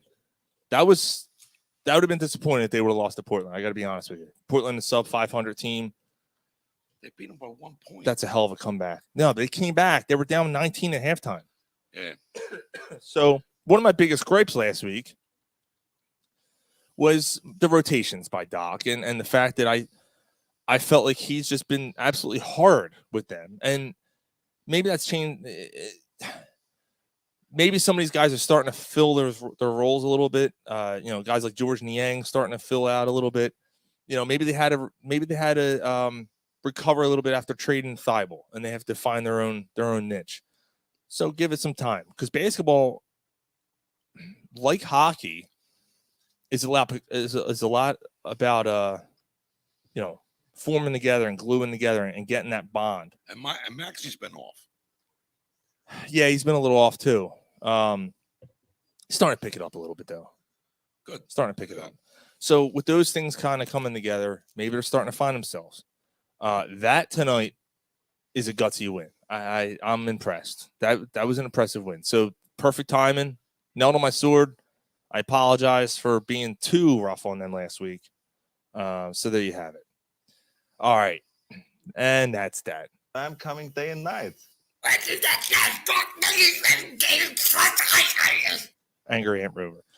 Dave Peterson said, I know this is out of left field, but while I remember, Sean, happy birthday to your daughter. Thanks, dude. Thank you. My little girl turned 4 yesterday. Thanks, Dave. I appreciate that. Little princess. All right, let's get to football. Because there's some news with them too. Well, you want to start with the good news? Start with the good news? Let's do it. Brandon Graham is returning to the Philadelphia Eagles on a 1-year deal. The strip sack, probably the player responsible for the most important play in Eagles history. Would you call it that? I would. The most important play. Argue with that. The most important play was the strip sack, and he's come back on a 1-year deal. I'm really happy to see that. I was hoping I didn't want to. Can you imagine him in another team's colors? Detroit, playing for someone. Come on. I don't think he would have done it. I think he would have just called it quits. Yeah, if he couldn't get an agreement with the Eagles, I think he would have retired. He would have retired? Yeah. Huh.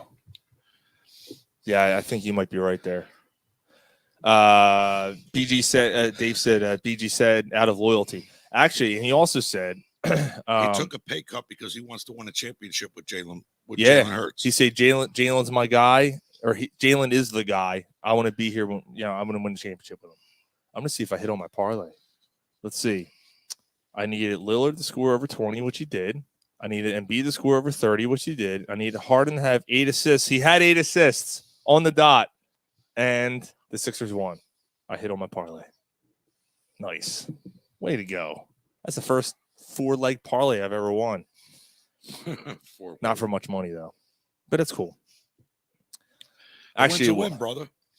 That was $30. Still a win. Yeah. For a 4-leg parlay for $30. That tells you that I took a bunch of favorites, but that's all right. Hey, it's $30 out of my pocket before the night started. So, there's that. A win's a win.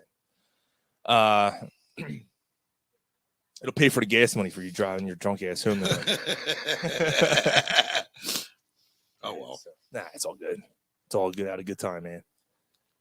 But now let's get to the bad news.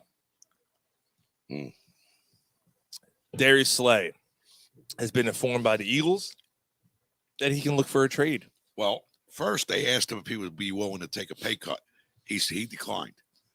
Yeah. So they told his agent he can seek a trade. Yeah, and that's the thing. They were trying to restructure his deal. Not a pay cut, but restructure his deal. He didn't want to do it. So that's not a good sign. And Slay has been pretty much he hasn't deflected any of it. The only thing Slay said was because someone said, someone tweeted out like something like, a declining 32-year-old corner. And he retweeted it's like declining 32-year-old corner and did the laughing emoji, the crying laughing emoji. Well, you are. Like, you're 32, you're 33 next year when the season starts. Like, yeah, you probably should like take a pay cut and get back in. You're going to get your money. You'll get it next year. Help the team out if you want a ring. Looking at that way. He wants a ring. So help the team out. Now, granted, it's not my money. So maybe it's selfish for me to tell someone take less money this year for the team. Like if my company said, "Hey, we're going to sell this many things," he's not going to lose the money. He'll get his money. He will get his money. Either Dude, Howie has plenty of ways to do it. Stick it in incentives or backload it, whatever. The fact that he turned it down and said no, and now they're saying, well, look for a trade because we can't pay you. We can't. I don't know if Mike said this in the text thread. I don't know. I know he said it in his article that looking for a restructure, they'll try to keep Bradbury. I think that's the move. I think they're trying to keep Bradbury and let Slay go, but they want to keep both. I mean, ultimately they want to keep both guys. Dave Peterson said he's an important piece of this team. He's going to be hard to replace. 100%, Dave. I agree. These guys don't fall off of trees. Remember the likes of Byron Maxwell and guys like that, right? So, like, everyone, all of a sudden, the Philadelphia fan base on Twitter is good with letting Slay go. I'm not. Like, I don't want any of these guys to go. But you have to. I mean, you're going to lose guys. I mean, you got to come to terms with some of them. Now, here's a question for you. If you have an opportunity to trade Slay to keep Bradbury, are you doing it? Yeah. If you're trading Slay to keep C.J. Gardner-Johnson, are you doing it? Yes. So there you go. I think because I don't think all three you can do it, and I think you have a slight chance of keeping two of them. I was just going to say it's going to be tough to keep two of them. It's going to be tough. You have a slight chance. But the cap going up a little bit. They just gained another 2.5 by restructuring Jake Elliott's contract today. Peterson said it's damage control at this point. And yeah, he's probably right. Roseman has some tough sledding. And they restructured Lane Johnson again, too, didn't they? I didn't hear that. But I tell you what, if oh man, Embiid hit a game-winning shot with 1.1. And in the highlights, MVP voters take note. You see that underneath? That's awesome. 1.1. There it is. It went into the spin move in the paint. Wow, huge shot, man. Good for him. You know what's funny? I was just talking about it. But that is his pedigree, Sean. Like, he's been great during the regular season. Kind of playoffs. Like, he's just... Who, Embiid? Yeah. He's been hurt. Every time. He's been hurt. We're in March now. He's 100% healthy. We got to cross our fingers because he hasn't been 100% healthy going into the playoffs yet. He has an opportunity here. He's been absolutely phenomenal all season. If he please stay healthy, you get a healthy Embiid, a healthy Harden too, because Harden wasn't healthy last year either. He came here bumming him. You know, he had a bum hamstring. We'll see. Fat dribble. We'll see, but I didn't like the fact that they struggled against this team. I don't care. I don't care who they played 2 nights ago. You struggled against Portland and you at home. And you know a jumper 1.1 seconds left to win the game. I agree, it's a win, but bottom line is they won. They did. That was a gutsy win. That is a gutsy win. All right, back to the Eagles. Let's get it back to the Eagles, as Rob Ellis would say. Yeah, C.J. Gardner-Johnson, Bradbury over Slay. Yes, 100%. Yeah. You're staying younger too, but then no matter what, you have a question. That's a question to be addressed. Either in free agency or draft because you need another corner. Like, even if my choice was Hargrave or Slay, I keep Hargrave. Really? Yes. You keep Hargrave over Slay. Our 70 sacks went through him. Man, 70 sacks went through him, bro. Yeah, Hargrave was like, he didn't get the highlight reel, but he led the defensive line. Yeah, but I got to look up something here. Because how old is Javon Hargrave? He's 30 years old, man. Yeah. Will you sign him to 4 years? And, like, you know what I mean? No, I mean, if my choice was you got the money to sign this guy or you can sign Slay. Slay's going to be 33. Hargraves is 30. But you know what? It's a completely different. Their needs and their what they do it's different. You need more in the trenches than you do on the outside. I'm not saying the outside ain't important. But, I mean, you had 70 sacks. And went through the interior. Yes. Well, don't forget, And he don't miss games. No, he doesn't. He was great. He was great last year too. Quietly. I remember halfway through the season last year, I said that Hargrave is the MVP of this defense. Yes. Because he like you said, quietly he did it. He wasn't this flashy player because he's doing the dirty work inside. Yeah. I love Hargrave. I'm a fool to do your dirty work. Oh yeah. Yeah, I think I'd be okay with that. Shut the fuck up. Peterson said the Eagles didn't tag. No, the Eagles are not a team that does that. Anyone else think they should have used it on C.J. Gardner-Johnson? Dave, a couple weeks ago we said that. Well, the Eagles said they were going to do it. There was reports that they were going to do that, and I thought for sure they were going to tag him. And they didn't. Yeah. Yeah, because like you said, they don't do that. Now, a team that probably should have tagged somebody that didn't was the New York Giants. They should have just tagged Daniel Jones and said, you're playing under this. And Baltimore tried to do that, or Baltimore's trying to do it with Lamar Jackson. He said, Yeah, I ain't playing under a tag. Daniel Jones wanted like $50 million a year. He got a 4-year deal, $160 million. And now there's a lot of incentives based on that. He ain't worth $25 million. And the reason why I'm bringing that up, in today's NFL standards, starting quarterback, what Carr get? Daniel Jones is better than David Carr. Daniel Jones is a better quarterback than David Carr. You give Daniel Jones a couple more weapons, dude. Carr had Devontae Adams this year. Granted, Hunter Renfrow was hurt this year. He had Devontae Adams, and they didn't make the playoffs. Like they were sub 500. Like they were bad. They were not a good team this year. Carr was a disappointment. That whole match, especially being college teammates, you thought that was going to be something special. Fell apart. Daniel Jones is doing what he's doing with Darius Slayton. Now, look, I don't think Jones is a great quarterback. And I agree that he doesn't deserve $48 million. No one deserves $48. Once you're fucking saving lives, you don't deserve $48 million. Let's get that out of the way right now. So what's that mean Jalen Hurts is going to get? That's what I was kind of getting at. Like, now he just raised the bar for the Eagles to now have to pay Jalen Hurts $53 million. Now, they might not even negotiate. They might not even do this. They might not even. They might wait the next year. They might not be able to. Right. There's no money.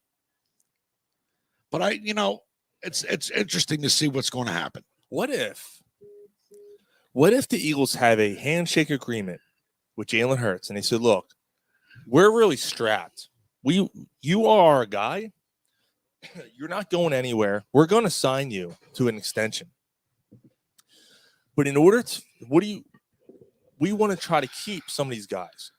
What if they sign Hargrave and Bradbury to like a 2-year deal where it's front end loaded, right? For this coming season. C.J. Gardner-Johnson, they're able to sign him to whatever. You can sign him, right? Whatever. One of the 3 guys they can sign to a longer deal. Yeah. Hargrave wouldn't be the guy. He's 30. Maybe Bradbury. Say Bradbury or C.J. Gardner-Johnson are signed to a longer deal. Well, I mean, if it's over 3 years, then that's got to be Johnson. It's got to be. Right. Or let's just say, right? Then that way, when you do negotiate with Hurts, you're not paying Hargrave and Bradbury or Hargrave and Johnson, whoever you decide to, that much. You can then do it. I mean, if you don't do it this year, Sean, you're playing with fire. You're playing with fire. Like you're flirting with a problem. But from a business perspective, Jalen Hurts might be like, nah, man. Because what if Hurts comes out and gets hurt? Yeah. Well, I mean, that could happen to any player. Right. But if he doesn't sign that extension, if they offer him, if he knows he has an opportunity to sign an extension this year and they don't do it, well, they don't have to, though. They don't have to. He's under contract next year and they can franchise him if they need. They can figure something out, which they won't do. No, I just think that's playing with fire. Yeah. Like if you wait to next year to renegotiate his contract or extend him, like your salary problem could be 25% more than what it is this season. I think you extend him this season. You know, you try to get him for at least 5 years. Extend him at least 5 years. You know, you do what you can, and because if you do it longer than 5 years, you're strapped into that. You're kind of in trouble there. And he could get hurt. Yeah, You know, because then what if he turns out? Right. I got live footage actually of some of the Eagles players looking for contracts going to Howie Roseman's office. Please, man. I suck your dick. Oh, That's a little rough. I got these here cheeseburgers. I got these cheeseburgers, man. Shit. Yeah, it's a messy situation they have themselves in, and but they'll figure it out. That's the way they do it. Howie Roseman always comes out looking better than what we thought he was going to be. He's going to figure it out. Like since Chip Kelly's been going, like he's had a few where you're like, what the fuck? But you know, in the majority of the years since that's happened, Howie Roseman he's done miraculous things. Miraculous. That's a good word. Miraculous is a good word, guy. Oh, miraculous me, guy. I'll use small words that you'll be sure to understand, you warthog-faced buffoon. The Panthers made a trade today. They got the number 1 pick. They traded with the Bears. The Bears. For the 9th pick, I'm doing this off the top of my head. 9th pick, 61st pick, a future first, a future second rounder, and DJ Moore for the first pick. I don't think either one of them lost in this trade. No. Like the Panthers seen a need with the quarterback. And as a franchise, if you feel you see the quarterback that you want and the quarterback that you can build around, me personally, I think you got to do what you can to get there to get that guy. How can you be wrong? You got the number 1 overall pick. I agree. Because there's a few quarterbacks here that are projected to go there. If they pick the wrong one, that could be disastrous. You got to do what you got to do to get that quarterback, right? Yes. And they did it. They pulled the trigger. They were like, look, in 9, we're not getting one. Well, 9, they may have gotten a quarterback. Yeah, maybe. but not the quarterback. The guy who won it, right? Yeah. Now, who is it? Is it going to be Bryce Young? Is it going to be Stroud? Like, I don't know. CJ Stroud? I think it's got to be Bryce Young. Yeah, I think it's Bryce Young, too. But either way. But I mean, look what you're going through here to get this kid. In 4 years, what's the quarterback salary going to be like then? I just think that the Panthers could be $60 million. I agree with you that the two teams that on the surface, Panthers needed to get a quarterback, yes, and the Bears got a lot of a big haul in return. I still think the Bears made out better, even though the Bears were. I think they were a much better team than their record implied. Yeah. They gained a couple, picks. They gained a pick in this year's draft, moved back a little bit. Yes. Not great for them. I guess gaining a second round pick isn't bad, but it's not going to be it might not be a huge difference maker. You never know. Right. You don't know on the surface. I mean, there's guys taking the 3rd round that make impacts. But that first rounder, like Tom Brady, when was he drafted? 6th. But the 6th round. But the he's a GOAT.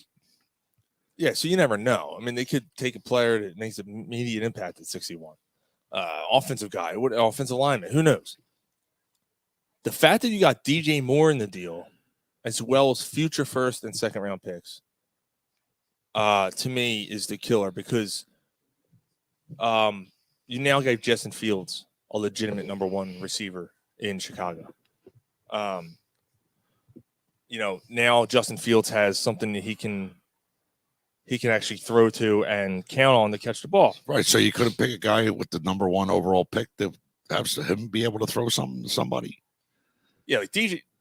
What's that? Like they had the number 1 overall pick. Right. And they gave it up.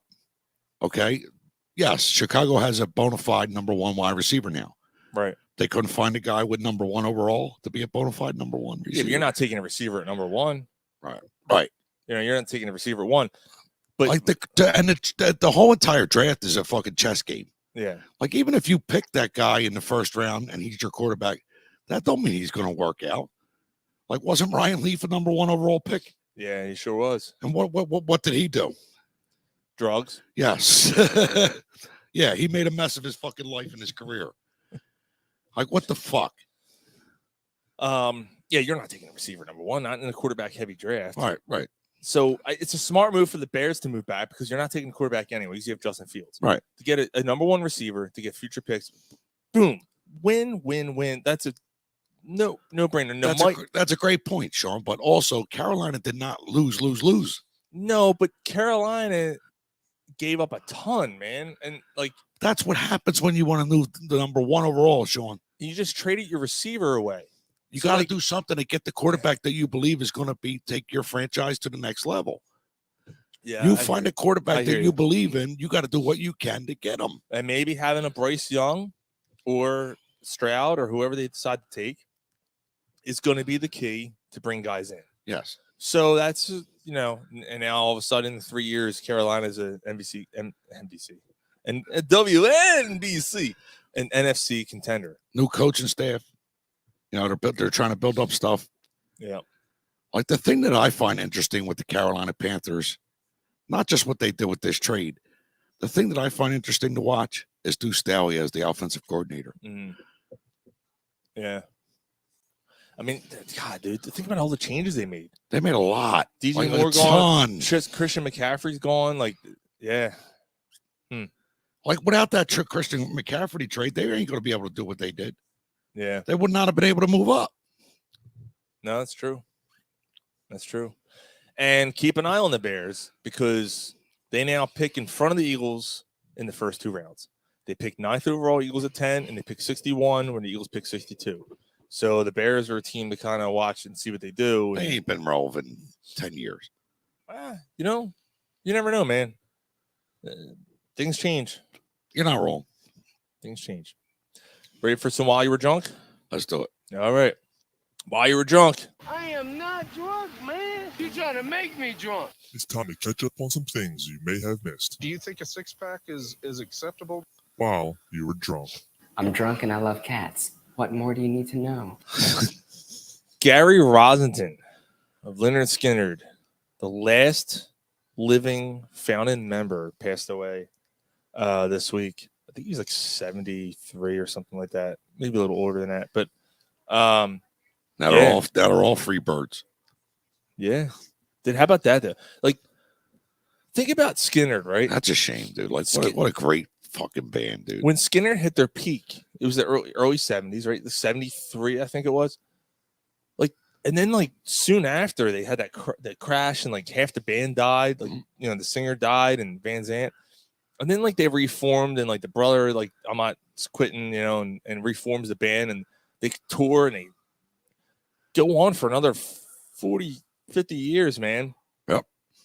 And now I found a member finally. But then there's bands in the 60s, like the Stones, right? Now, granted, like, all right. Like most of the founding members are still alive. Yes. The Beatles, 2 out of 4 are still alive. But like, yeah, it's pretty wild, man. Like Skinner wasn't. Think about it, early 70s, and then like the whole band's dead. Everyone in that band is dead. That's crazy. Yeah.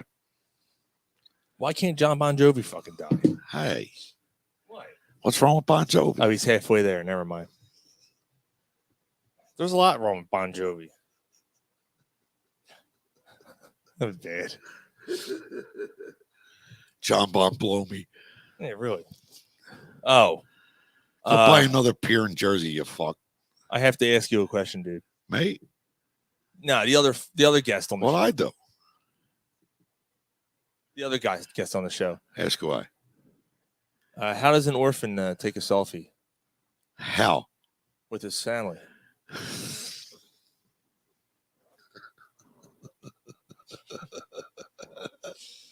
That's so fucking terrible that it's funny. Speaking of someone that should have been an orphan, instead he, squirted in too many women and made too many kids. Sean Kemp, Sean Kemp was booked on charges, or brought in for charges on a drive-by shooting outside a mall in Tacoma, Washington. Like, what the fuck, man? Yeah, Tacoma Kemp was not in the car. Tokyo Kemp was also not in the country.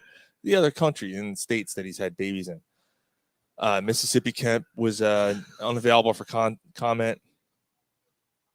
Minnesota Kemp, however, did say that my dad's innocent. What about Toledo Kemp? Toledo Kemp said, "Where's my cousin?" So Sean Kemp, however, was dropped. The charges were dropped.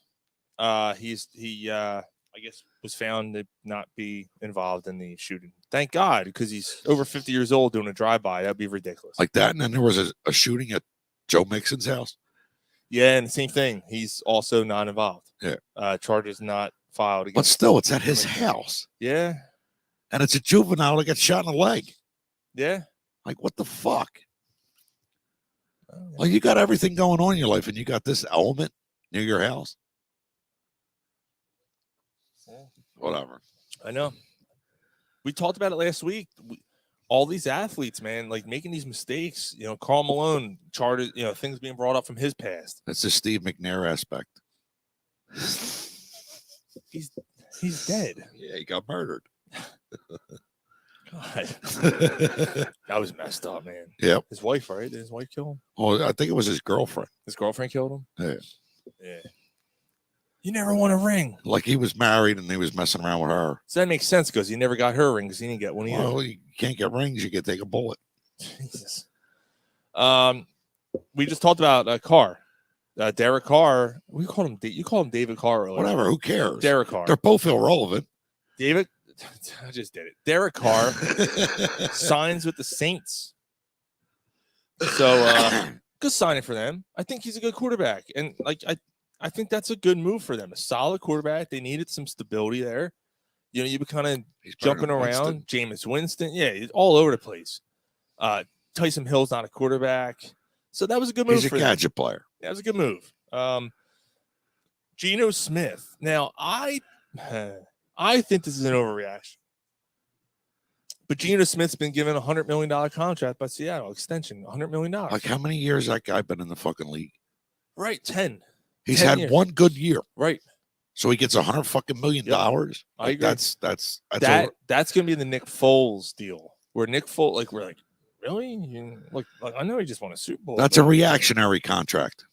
Yeah, I think that's a bad move by them. Look, he had a really good season. Hey, Gino, go ahead, man. Yeah, good for him. Get it. Yeah, absolutely. He was another one that was drafted in the first round. Yeah, he was drafted by the Jets. Mm-hmm. Yep. And, You look like you have to take a tinkle. Go on. Take a couple trips. That had nothing to do with anything, but I just felt like playing because it was there. So, speaking of betting, because, I hit on a 4-leg parlay earlier tonight. Mookie. Yeah. Oh, no! We suck again! Calvin Ridley is reinstated into the NFL. I forgot that the Jaguars acquired him. I forgot that. So Calvin Ridley is back. Doug Peterson has a top flight wide receiver. You remember when Doug Peterson was with the Eagles? They almost grabbed him up. Yes, they were going to grab him up, and then he got suspended. Peterson wasn't with the Eagles when that happened. That was it was last off season. Was it? Yeah, it was the off season that just passed. Yeah. Huh. Yeah, the Eagles were tied to him. But a couple years ago, no, you're not wrong. He was kind of on the radar, but I don't know how serious that was back then. Well, he was suspended in 21 for betting, right? Last offseason. I think it was this was the first season he was suspended. It was this Really? season, yeah. He sat out of football last year. So no, it wasn't. It was 2 years ago. No, so last year he said I need time away, and he just left the team. That was last year. No, man, I think it was the last year Peterson was with the Eagles that they tried to get him. It wasn't. It was last year. I could be wrong. He sat out last year and said, I need time away. Then during the offseason, they discovered while he was away, he bet on the team. He bet on football and then got suspended. Don't fucking, listen. You can look it up. Today, Junior. Look it up. Yeah. Look it up. I remember, man. Remember Addicts? Remember Ghostbusters? Oh, I I love that one. So stupid. Gotta love South Park. So while you're looking that up, KJ Osborne. No, this is not my son. Not Ozzy Osbourne's son. KJ Osborne of the Minnesota Vikings saved a man from a burning car this week. He pulled him out and discovered it was Freddy Krueger. So you let him back.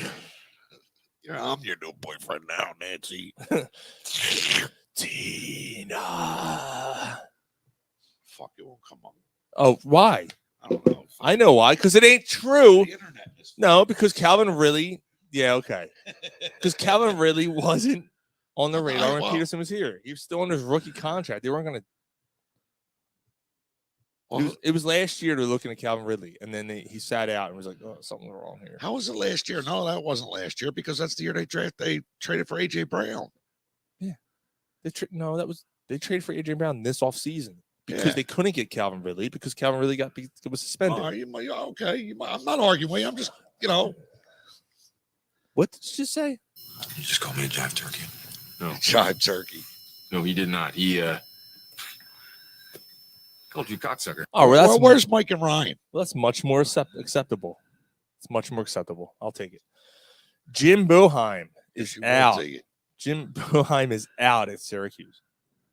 Yeah. No more legends. No more legends left. 47 years as a coach for Syracuse basketball. Gone. 47 fucking years. 47, man. I was 3 years old. Damn. I was 3. Man, 1975. That's a long time to be a head coach, man. And just stepped away. They've had a bad season. After one game, after a presser, he was like, I don't know what I'm going to do. And then announced that he's leaving the team. He's done. So you should see pictures of him when he was hired. He looks like look at any member of Saturday Night Live in the 70s with the big Coke bottle glasses. That's what he looked like. It was funny, man. Serpico. Yeah, he looked like Serpico. Yeah. And then my last Why You're Drunk story for the evening. I found this today. NASA is heavily monitoring an asteroid. Now, think about the many times you've heard this, like, whatever. But this one, this thing apparently is huge. And they're expecting it to hit Earth February 14th, Valentine's Day of 2046. What are we, 2023? So, dude, I'm hoping for an early retirement. I'm looking to, retire before then. How can they look at something from 23 fucking years from now? I don't know. They couldn't keep the fucking shuttle in the fucking air, but they're worried about something's going to happen 23 years from now. What shuttle would that be? The Challenger. What's NASA stand for, Gary? Need another 7 astronauts. Sure does. It sure does. You know what they said after that? We lost as a team. As all the body parts are flying from the sky. I love my guys. I love my guys. I love my little dudes. Got mixed in with the mud. Hey, Mom! The meatloaf! We want it now! The meatloaf! Mom, the meatloaf! And the dirt stinks. Yeah, it stinks. It stinks. I think we're reaching now. I think we're reaching. That's fine. There it is. I think that's all I had. This fire smells like alcohol, Marlboro cigarettes. This man smelled like a pack of Marlboro cigarettes, 4 shots of Everclear alcohol, and regret.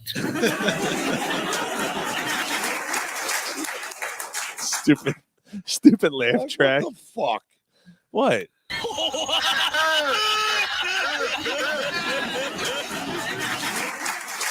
That's it. This show's over. What the fuck? Oh, man.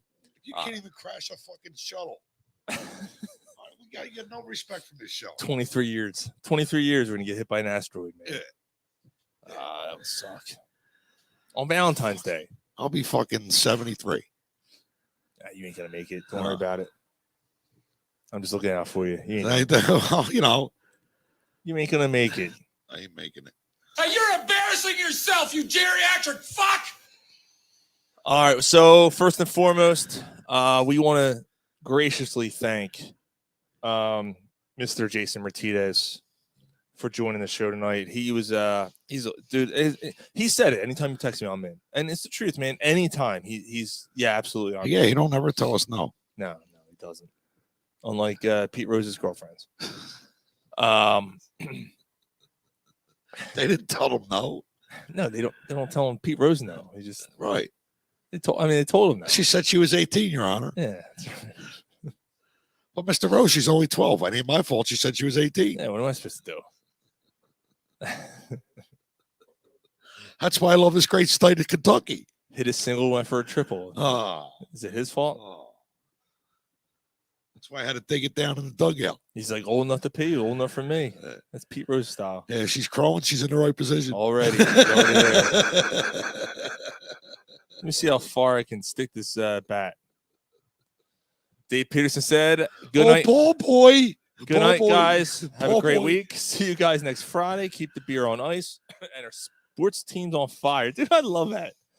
Keep the beer on ice and our sports teams on fire. That's amazing. Jay said the world could not end sooner if Stinkfoot removes his shoes. At the same time, Sean. So next week, again, we're going to be live. St. Patty's Day from the Relief Room. Follow him on Twitter at The Relief Room. Just look it up, at The Relief Room. That is going to be an awesome show. Most of us, actually. Tune in, talk to a picture, take a shit. Are you joining us at the watching college basketball? I don't know. So Sunday, Selection Sunday. So we're going to be watching the college basketball opening round. And then we're gonna head over to Relief Room and do the show, and it's gonna be a mess. It's gonna be a mess, but it's gonna be a good time. We're gonna have calls. I'll relieve. I'll tell you some of the guests. No, I won't. No, I won't. Tune in or lose out. We have some great Phillies relief pitchers calling in to the show, and then again, thank you, Jason Martinez. Check him out. Stick to Hockey Podcast and Geez that he does the show with Harry Mays. Geez. It's a great show. And yeah, Gary and I say see ya. See ya. What was it again? ABC. ABC see ya. ABC. Get out your ball bags. That's a good way to end it. We'll see you guys. Next week at the Relief Room. And what we're gonna do too, by the way, we're gonna do like an after hours thing. So the podcast is over, guys. Corner pub after hours. We're going to do a corner pub after hours, and we're going to take you through a little tour, and we're going to see if we can do it during the show for the listeners. I don't know. We'll see if we can do it like someone on a cell phone and just do it, and I'll bring that up. I think I can do that. I don't know if audio will carry over. It's going to be an echo. I don't know. We'll see what happens. We'll figure it out. Yeah, we'll do it. So, yeah. All right. See you guys next week, and have a good one.